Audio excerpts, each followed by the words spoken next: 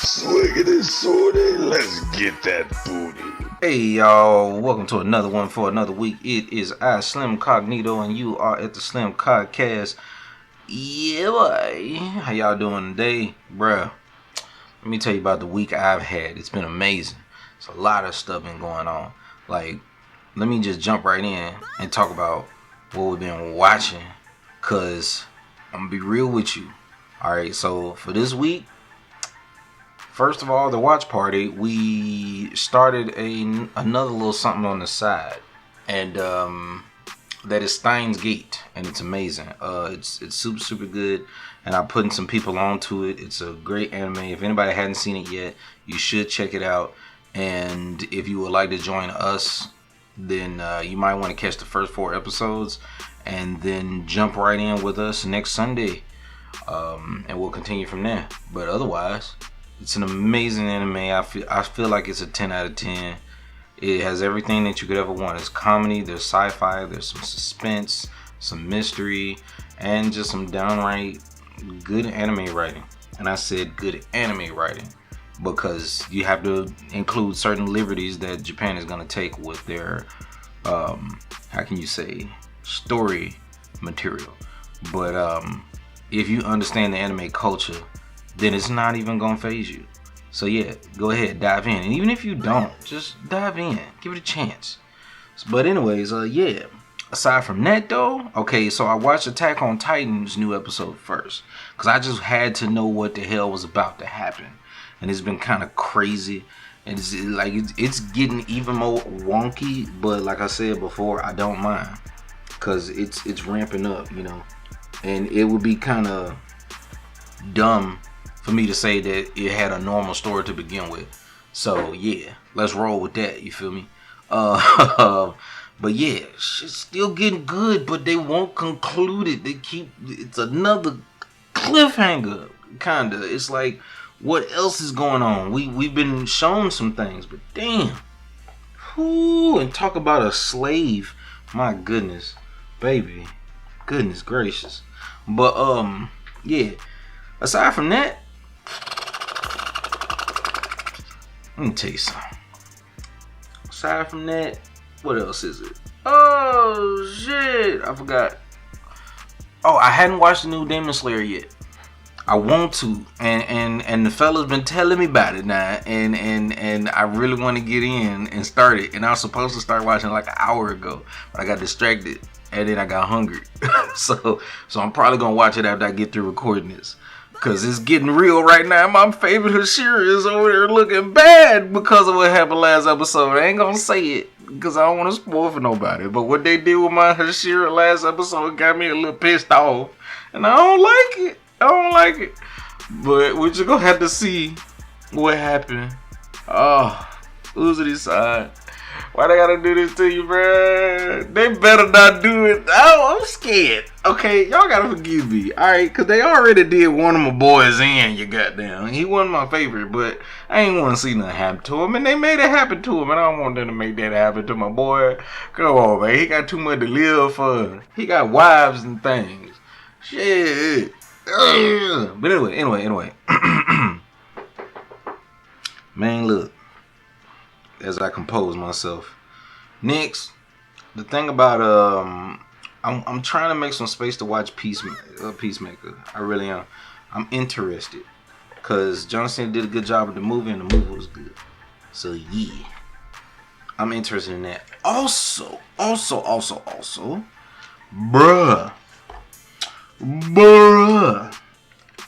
Let me tell y'all what I've been playing this week. So we decided to test out the old Bloodborne PSX demake on the stream, right?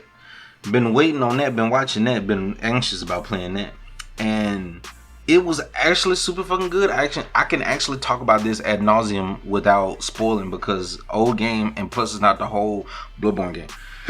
So the way this PSX demake goes, you get to play up to the first 2 bosses, which is the Cleric Beast on the bridge and Gascoigne, Father Gascoigne. And that is the extent of the demo along the main Bloodborne game. After that, they will make the Odin Chapel gate, unaccessible, and it will block progress through the town on your way back. Because after you kill Father Gascoigne, the town will be littered with the women in dresses. They got the big eyeballs that cause frenzy in an AoE effect, and you'll just come across them at every turn, and you can't damage them. They literally are invulnerable. You can't kill one of them, as far as I could tell. I tried to fight the one that was in Iosefska's clinic, and it wasn't taking any damage. And I had a +5 Saw Cleaver, which is insane, by the way. But yeah, they will let you. They'll like leave blood shards and stuff around, so you can literally use and you'll get enough to +5 your weapon. And if you remember, what was the name? The dude Gilbert or whatever the hell. The dude that you meet in front of the very first lantern at the top of the ladder in Central Yharnam.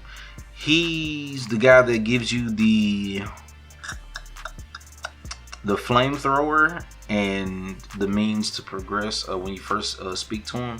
The guy with the cough that was like, he turned into a beast, and one moment you came back to his house and it's like the window's been broken out. So you can go in his house in the game, and they added an entire area in his house, and that entire area has one special room in particular. That one special room is a boss room, and it's him as a beast, but he locked and tied himself up on a stretcher. And if you attack him, every time you attack him, he'll awaken and slap you, and he'll break one arm loose, and then you keep attacking, he'll break another one loose, and then finally he'll stand up and he's just a full beast, werewolf type of thing going on. And it's dope. It's a completely unique boss fight, something that's not in the original, and it's dope. So if anybody hasn't played the Bloodborne remake and you enjoyed the original Bloodborne, I'd say check it out. It's worth at least one playthrough. I did not finish that final boss because it wasn't hard, but I didn't feel like farming for blood vials, and the usual area where you can farm blood vials in Yharnam is like infested with eyeball frenzy bitches. So nah, I ain't finna do this shit. But I had my feel. But the boss fight ain't hard. I just needed more than just, one blood vial to beat it. But yeah, shit's crazy. But yeah, Bloodborne PS6 remake is pretty good. The only thing about me that griped me is that it really went out of its way to give you the PS1 experience. Like right down to the item management being reminiscent of Tomb Raider, the original Tomb Raider quadrilogy on the PS1. You literally having to equip keys in your quick items in order to open locked doors. And if you have to go through that door again later, you need to re-equip that key, and you only get 3 quick item slots. So that shit was annoying as fuck for me. But, it's part of the PS1 experience. That's shit we used to have to deal with. Anywho's, even though honestly though it wasn't that cumbersome, sometimes they find a simpler way. But anywho's, yeah. What else have we played this week? I keep forgetting. My mind be in a blur. I just be on go, so I don't think about stopping. Let me see. Oh shit, I ain't mean to open a whole new window, but oh well, fuck it, we ball. Let me see. Oh. Okay, so let me see. Whoa. We played some. Okay, we beat Village last week. We beat Sekiro this past week, I think. So yeah, we beat Sekiro this past week. Lord Ishin was a hard-ass final boss, but it was a great challenge. When we got back, we finished up a few other boss fights, little stragglers that I could do with the ending that I got. The ending I got was Immortal Severance. And, we had to stab the Lord with the, Lord Kuro with the Mortal Blade. And so that was that. And then Sekiro Wolf became the next sculptor and whatnot. So yeah, that shit was crazy. And let's see. After that, we played us some Fury. And this was a revisit because it's a favorite game of mine. So we ran back through Fury. Shit was good. It was a very fun game. This is something I like to revisit at times. Because it's one of those games that's easy and fun to pick up, especially if you like a deep combat system. There's no You know what I'm saying? No mobs and enemies, no nothing. It's just boss fight after boss fight. And you just master the bosses. And you're going in. And it feels good to be in that flow state when you dodging hits and you parrying attacks and this and that. It feels good. And then after Fury, we was into some Cuphead, y'all. We started Cuphead for the first time. First playthrough. And it's been insane. Cuphead, man, let me tell you. Cuphead is the type of game... How do I explain it? Cuphead is the type of game where you will get so much skill requirement and satisfaction with skill-based gameplay, but then it's a perfect game. The music is great, the animations are amazing, the gameplay is tight. Like there's no input lag. Everything does what it's supposed to do, and it only goes wrong if it's the player's fault. And I love that type of shit. However, I gotta admit, what's kind of crazy about it is it's got some RNG elements that piss me off. Like, it's ridiculous. The RNG in it is annoying to the point where it's this one boss fight that had the most offensive RNG, but that was the dragon fight with these little flame people, these little you know what I'm saying, how do you say, little embers of flame people walking along his tongue on the very bottom of the screen, and it's random whichever one would jump up at you. It's random.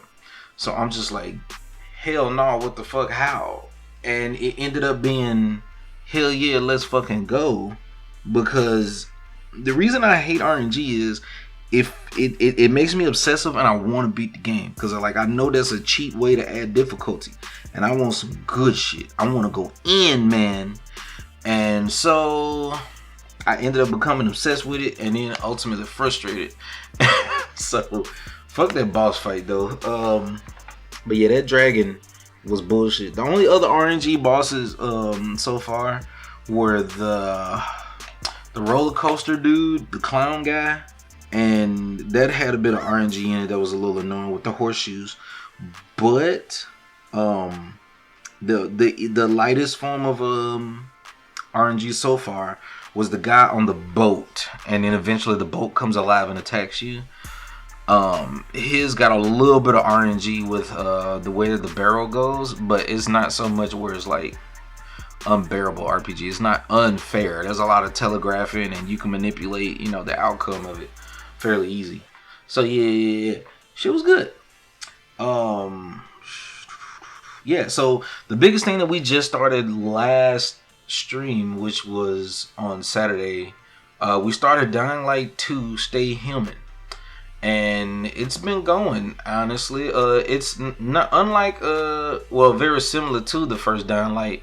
The start of the game is pretty slow, and the beauty of it happens when you level up your parkour and combat, and after that it's the best zombie survival simulator you could ever ask for, especially with the nighttime mode features and stuff. Like you just gotta get through the starting points of it. And if there was a way to streamline that would be amazing. Honestly, I would hope that they could. But yeah, it's a good, well worth a playthrough for anybody who's willing to see through the start and get to the end, or have the time to do so. So yeah. Oh! I almost forgot. Shit, we played Just Shapes and Beats. Man, let me tell you about a good ass rhythm game, man. Goddamn. Just Shapes and Beats is so good. It makes no sense how good that game is. Like, all you had, it's a rhythm game that's made for Slim. You understand? It's like, okay, you like music, yeah, huh? Okay, do you like fast-paced kind of bullet hell dodging mechanics and whatnot, and you know, and tight controls with iframes depending on the user's skill and timing? Yes, I do. That sounds like something I would find very delicious, sir. You sound like you have something worthwhile recommendation. Well, try Just Shapes and Beats, man. When I tell you I ate that junk up like it was the most delicious meal, oh my god, you ought to see the VOD. I ain't mean to rhyme, but there it is every time. Just go watch the VOD. I was killing that shit like flawlessly. I might be dumb enough to play the hard mode one day in the future. I might be, if somebody reminds me. But just know that I ain't completely willing because I'm riding high off of the fact that I did so well. So, and I've been getting my ass kicked a lot in games. I've been playing a lot of hard shit lately. So, and I was thinking that Cuphead was gonna be something that easy that I could just take down to just relax with. Hell no. I ain't even all the way detoxed from Sekiro yet. That shit got me. Ooh, man. Fuck. Ishin is so trash, man. Fuck that boss fight. It's amazing, but to hell with him, bro. God. Ugh. Sekiro's good. Sekiro's good. I don't know. I still don't know where to put it in my Souls tier list, but it's good. Hard as fuck though. What else? Oh, and another thing I discovered because of Dying Light 2, bro. How about we got another situation just like we had with Resident Evil Village, bro? I be getting frame drops, bad performance, and poor playback all the goddamn time for no reason. Don't know why. Thinking that is my CPU, the weakest thing. Man, one of the things is like, well, I could use some upgrades, honestly, to be fair. But, you know, it's good for 1080p. It's more than powerful enough for 1080p. So it's been ridiculous, making me wonder what the hell going on. I come to find out that Dying Light 2 has De Nouveau on it. Do you know how trash De Nouveau is when it comes? Bro, I can play Resident Evil 7, Remake 2, and 3, no problem. Full frames, smooth as butter. Then all of a sudden, Resident Evil 8 and Resident Evil Village and Dying Light come along, and it chugs at times. Long ass loads, terrible fucking play. Like the frame rate drops for no reason because it's always checking the validity of the goddamn product and shit. Bro, I just want to play the motherfucking game, bro. De Nouveau is getting ridiculous, man. I can't even play this shit proper. Y'all getting on my nerves with this shit, man. Get out. Go away, bruh. Like, fuck. Like, that literally burns my biscuits, bruh, because I can't even have the game to the full experience or even, like, enjoy it. And, you know what I'm saying, somebody was nice enough to oblige and you know what I'm saying, was generous enough, gracious enough to, you know what I'm saying, give me a copy of the game, and I can't even fucking enjoy it, bro. That pisses me off, bruh. Like, get y'all shit together. Hell wrong with y'all. It ain't no fucking way that a game that just came out 2022 can't be run by a damn 1660 graphics card and a 6-core processor in 2022? Are you kidding me? I shouldn't have to have an octa-core CPU just to fucking run this. I shouldn't have to have a 3070, 3060, 30 whatever the fucky just to run a game at 1080p. I'm not even using the greatest settings on that bitch. I got everything on medium. That pisses me off. It made me want to rip my own balls from my body, bro. Fix that shit. Get on that shit. I'm actually mad about that. Y'all got no business out here selling a product and then signing up for this bullshit thinking that it's going to help you at all. You're literally putting this shit into the hands of pirates. You know what I'm saying? And I ain't going to talk like I'm a saint, but I'm at the point where, shit, I probably should have pirated it, goddamn. Fuck wrong with y'all, man? Can't even play. That's a full price game that was paid for and can't even be played proper. So we suffered through it though. Let me talk about the game itself. Aside from the De Nouveau horse shit that I just ranted about. Let me sip some water real quick.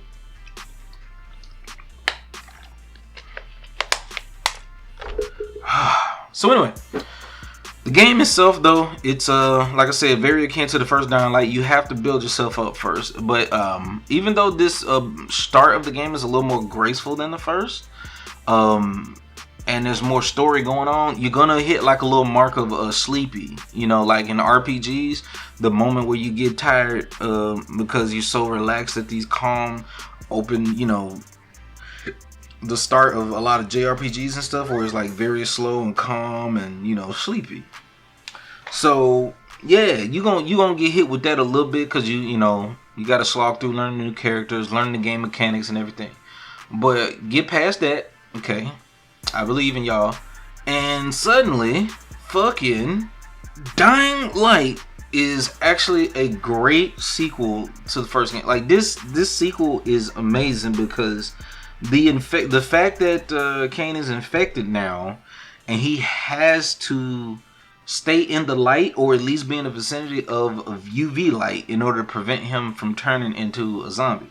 And that's amazing. So every time you go into a area to do a mission or something, they work like dungeons. And when you go and do one of these dungeons, you have to stealth your way through and try not to, get caught or get killed.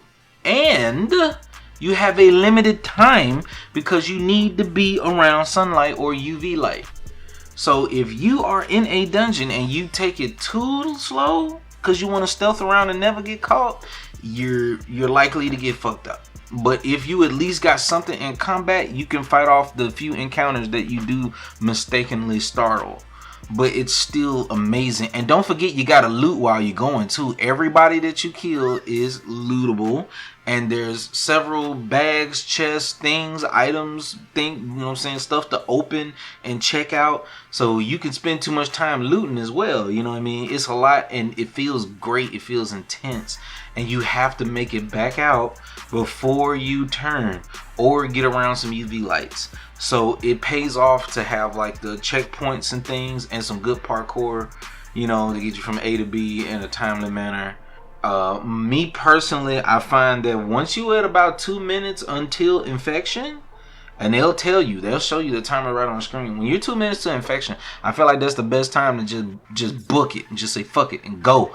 Don't care about setting off no alarm, no nothing. Unless you around one of those mutated boss ass zombies, just say fuck it and run, man. Just go and get back to where you was going, cause shit is wild and you need to get into some light. But anywho's, love the gameplay. It's still good, and I bet the co-op experience is even better. Can't wait to see. I haven't fully explored the nighttime feature this time, because in the first game they had it where somebody online can control a zombie during the night section and invade your game, so you can't get invaded by somebody. But the night sections were also, after a certain level, you can abuse it, and then if you working with people in co-op, you could definitely win the night and get you some extra EXP that way. So yeah, if I had a stable frame rate, I would love to combat something during the nighttime.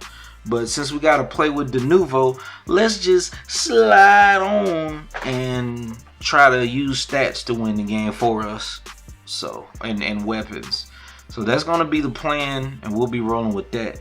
But if you liked anything I just explained and you think that is interesting, shit, stop on by. If you don't mind De Novo fucking with our playback and our attention span, then yeah, come and check her out. Other than that, man, I think that's everything that we played this week. Hell yeah.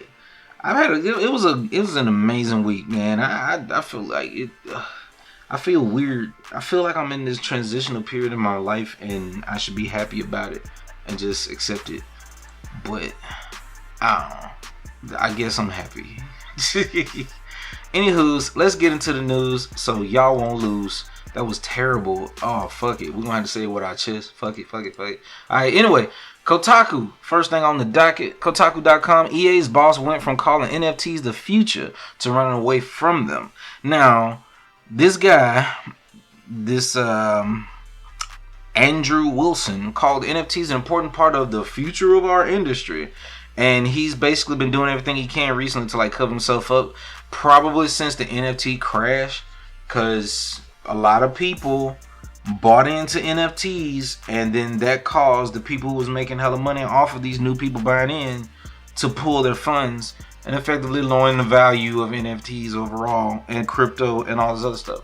So my advice is you don't have to get rid of crypto indubitably, because when it had that crash, that's the perfect time for you to buy in. But shit, do so wisely. That's all I can say. I'm not a financial advisor though, but this is a big dip and that's the time to buy, I guess. So yeah.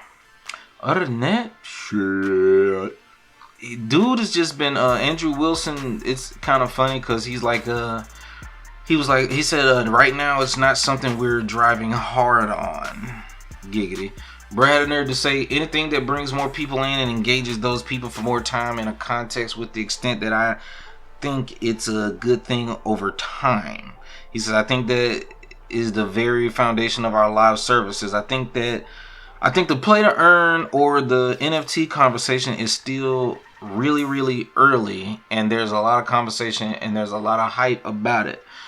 I do think it will be an important part of the future of our industry as a go forward basis, basically. And that is, and I quote and close quote, listen, honestly, NFTs, it looks like they're not gonna go away immediately, but because they're on the fall, it's probably gonna maybe endorse some type of like upkeep or, dare I say, policing, so it won't be ruined like this again.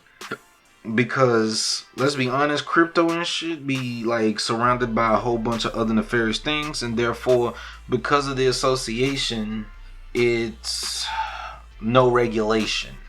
But even our regulation is questionable anyway, so who knows? Who knows, bro? It's another thing, and everybody is treating it. It could be a great thing if people, work together to make them so everybody can make something. You feel me? Like they did with the GameStop thing. But right now, everybody's like out for themselves, and they're gaming the system to the point where they're breaking the system. So, but I ain't got no hate nor love, just a slight distaste, because money should not be that close nor ingrained in the video games to that extent. That's when things could get real ugly. And video games being what they are, like, I feel like I haven't seen much else get touched by money and positive things come of it. And if those positive things have come to it, oftentimes the negative outweigh it. Just because of the H factor when money's involved with any system, stuff gets exploited. I think I told y'all this before. So anyways, yeah, dude made a full 180, and let me see, last quote was, it's also amazing to me the gall of some folks to thumb down and put emojis like do better in response to the CEO's comment.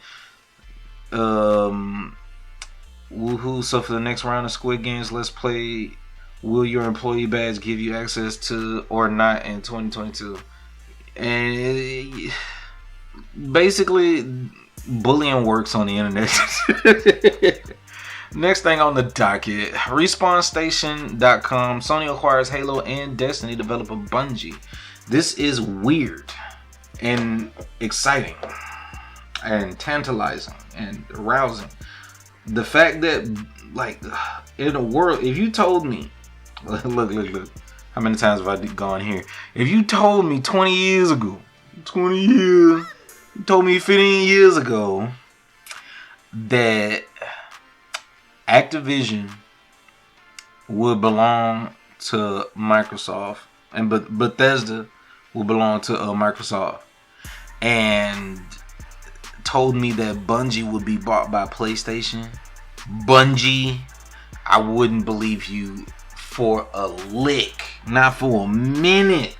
So yeah, I feel it was hard for me to even say that, because it feels estranged, The thing about console wars, especially console wars from the past, is that you automatically see this thing being a separate entity from else. It took a while for me to just get used to seeing Sega as only a software developer rather than making their own console, because I always saw them as one of the big boys. And then that space being taken over by Microsoft is like, Oh man, it's a lot going on right now, y'all. But $69 billion went to Activision Blizzard for Microsoft, and here it's a $3.6 billion for Bungie. And I gotta say, this is crazy. Now, some people say because Microsoft has so much more behind them, being that they, make hospital equipment and all types of other things in their business, being Microsoft being their parent company with old endless money, that they have the bread to just buy up something like Activision Blizzard. But on the turnaround here, this is Bungie, and they've made their name under Microsoft, or at least let's say under the Xbox name rather. and then they kept themselves free enough to where they could go over and work with others. So here they are going multi-plat software developer, and then now being bought by Sony to become a software developer exclusive. So yeah, this is gonna be insane. I gotta say, because the first thing they're probably gonna sit down and say is, I need an original IP now, and they're probably man, better hope they don't make Destiny a fucking. Wait, no. Bungie's not. Is Bungie doing Destiny? Was it? No. Yeah, that was Bungie. 343 is doing Halo.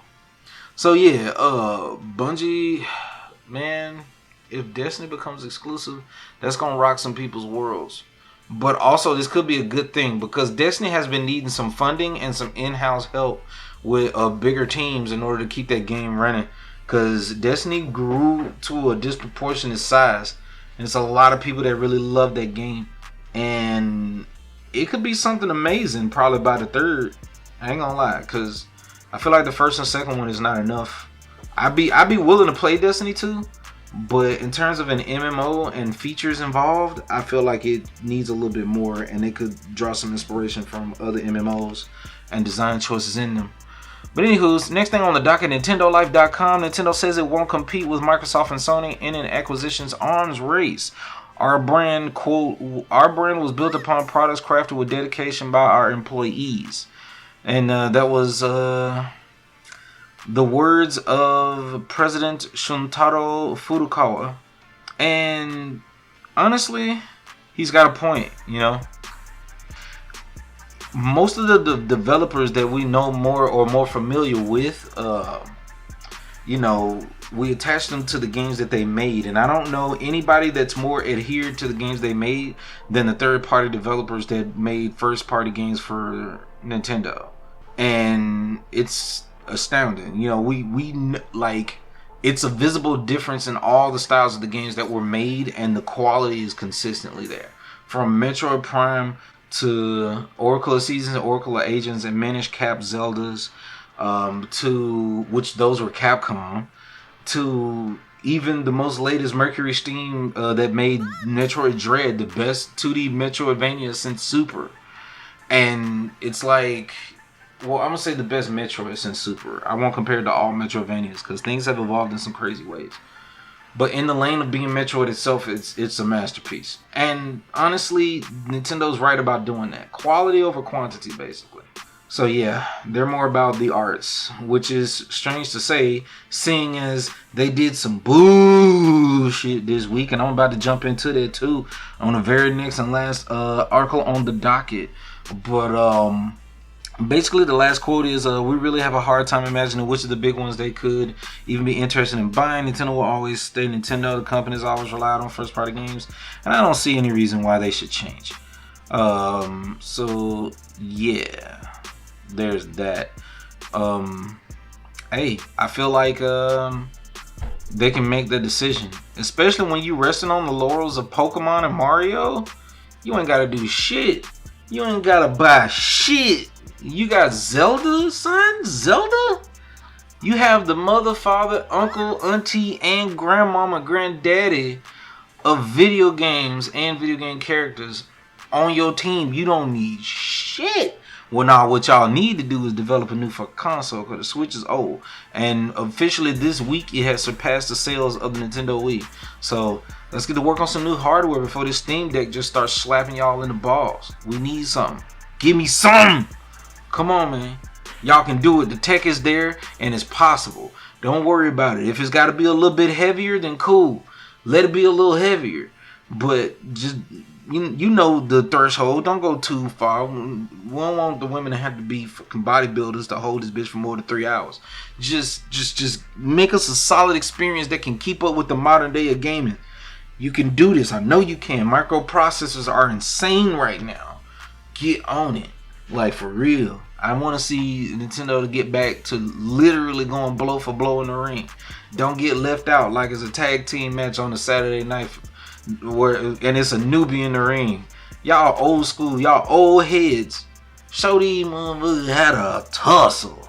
Anyway, Last thing on the docket at mynintendonews.com, GilvaSunner has had another 2,200 takedowns from Nintendo, and after 11 years is the leading YouTube channel.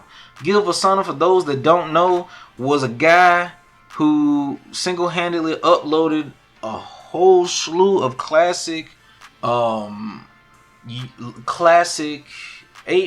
and 16-bit, and I think a few more recent 32, but mostly, you know, classic what's the word I'm looking for, retro game music and original soundtracks.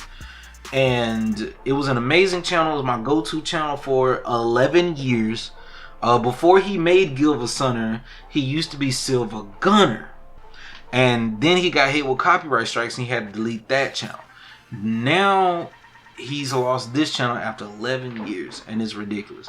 Nintendo literally just doesn't want their fans to enjoy their fucking music, and they don't have any like outlet or something where it's available to them with the convenience. Like, people want to enjoy your music. Why are you like this? So we'll just have to see what's up. But other than that, GilvaSunner had this to say in his tweet.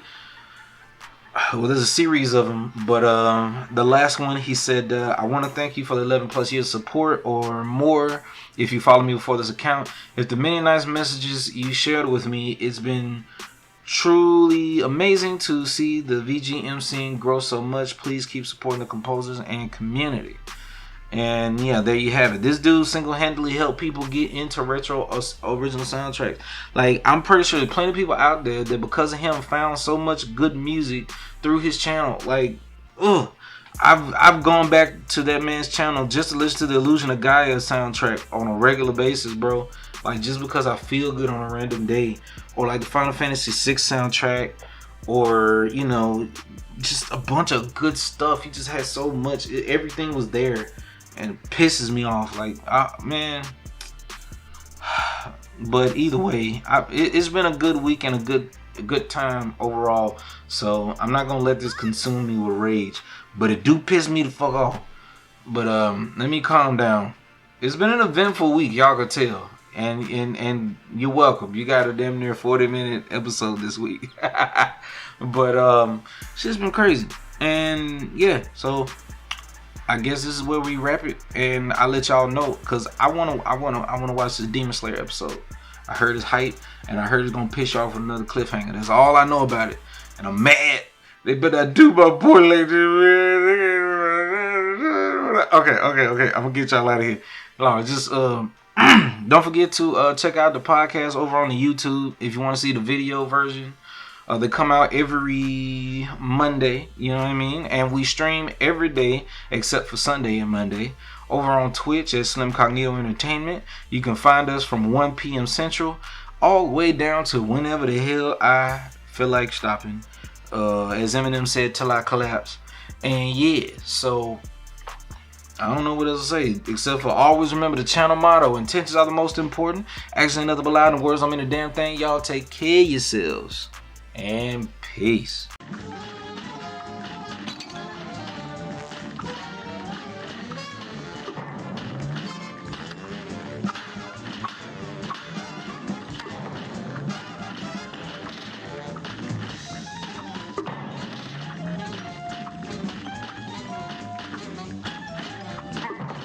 Ooh, fuck. Oh. Get the fuck out of here. Let's go. Bro, that was so close. Oh, that was so close, boy. I clutched the shit out of that. Bro, that deserves every clip. Bro, I was in there.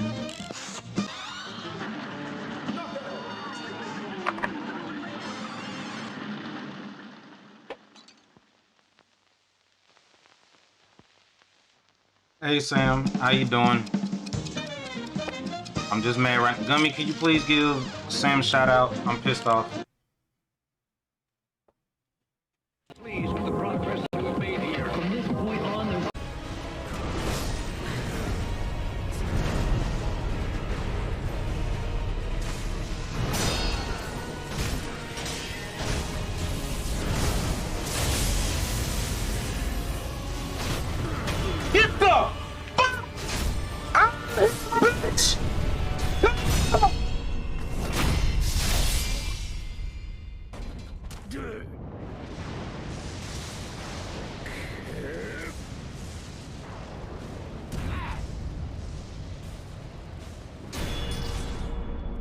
I like that you go with respect, little hoe ass nigga. Well done, Sekiro. Say hey to your mammy while you up there.